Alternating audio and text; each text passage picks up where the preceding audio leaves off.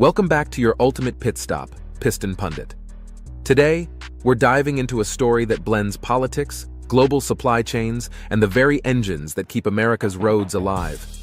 What was once celebrated as a renaissance of U.S. auto manufacturing is now sputtering into crisis.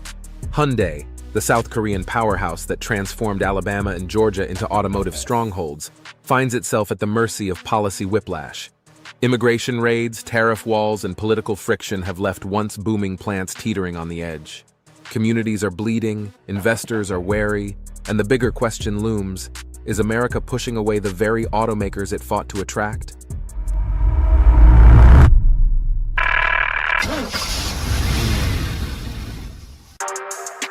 How Hyundai became America's promise and its risk. Hyundai's arrival in the American South was once hailed as a triumph of global partnership.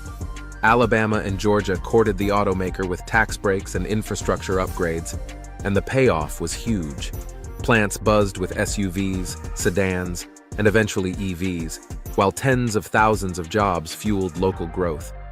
Entire towns flourished as restaurants, suppliers, and housing markets thrived on Hyundai's presence. But behind the success lay vulnerabilities. Modern auto manufacturing is deeply global, and Hyundai's U.S. operations still relied on imported batteries, wiring harnesses, and expertise from Korean technicians critical for EV battery production. This dependence left the company exposed to tariffs, immigration crackdowns, and shifting geopolitical currents. Consumer trust, built on affordability and generous warranties, also proved fragile. Rising costs from disrupted supply chains or tariffs quickly eroded Hyundai's price advantage.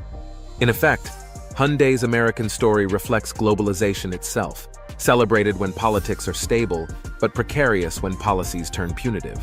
And those vulnerabilities came into sharp focus during the shocking raid that stopped Hyundai's momentum in its tracks. The raid that stalled the engine. On September 4th, 2025, the U.S. carried out its largest single-site immigration raid at Hyundai and LG's battery plant site in Elabel, Georgia. Federal agents detained 475 workers, many South Korean specialists essential to final assembly, halting construction overnight and stalling a multi-billion-dollar project that was to anchor Hyundai's U.S. EV future. The disruption was immediate. Commissioning timelines collapsed, suppliers froze shipments, and contractors stopped work. Losing key technicians derailed battery calibration, leaving a state-of-the-art facility silent. Schedules planned years ahead unraveled in days. The political shock ran even deeper. Seoul condemned the raid, noting many detainees held valid visas, and a leaked memo revealed at least one legally documented worker was taken, fueling charges of overreach. South Koreans began questioning America's reliability as an investment partner. Investors across Asia and Europe were rattled. If Washington could jeopardize $12.6 billion overnight, what project was safe? Locally, suppliers, restaurants, and families felt the economic sting. The raid proved how fragile industrial ambition becomes under policy whiplash. Before we dive into tariffs and trade wars, take a second to hit subscribe and ring the bell. That way, you'll stay up to speed on every twist, turn, and shakeup in the auto world, right here at Piston Pundit. Now, let's steer straight into the next challenge Hyundai faces: tariffs and trade policy. Tariffs, policy swings, and the war on imports. Even before the raid, Hyundai was already squeezed by U.S. trade policy. Under Trump's America First framework, Korean automakers faced a 25% tariff on vehicles and parts, while Japanese rivals like Toyota and Honda were taxed at just 15%. That gap carved away Hyundai and Kia's competitive edge. By mid-2025, Hyundai's profits had plunged over 20%. Popular models jumped $3,000 to $6,000 in price, gutting the affordability that defined the brand. Showrooms went quiet, fleet buyers defected, and dealers watched loyalty erode.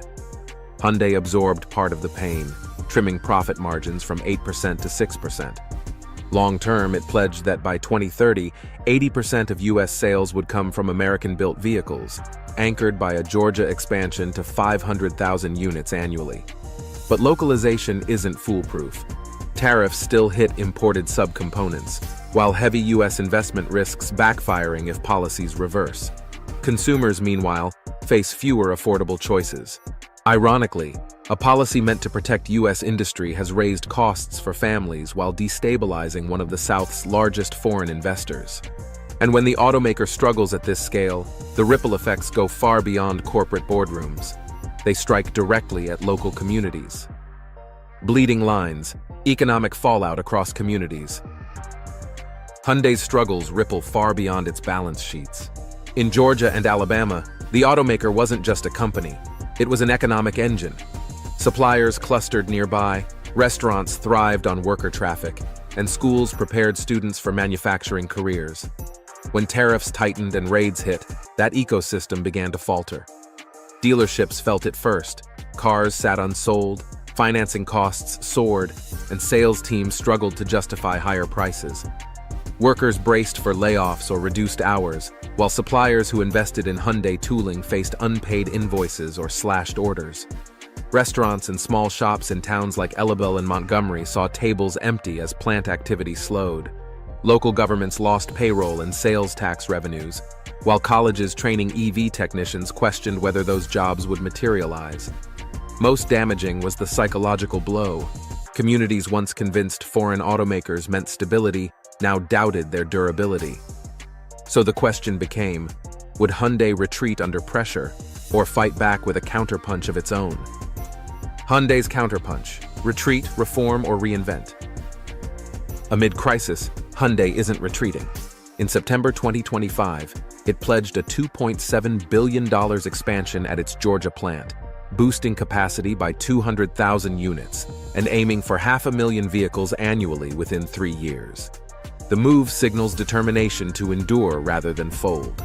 Hyundai is also lobbying for immigration reforms, pushing for a visa track to secure skilled foreign specialists vital to battery and gigafactory operations. Without them, executives warn, U.S. plants will remain vulnerable to disruption. On the product side, Hyundai is hedging.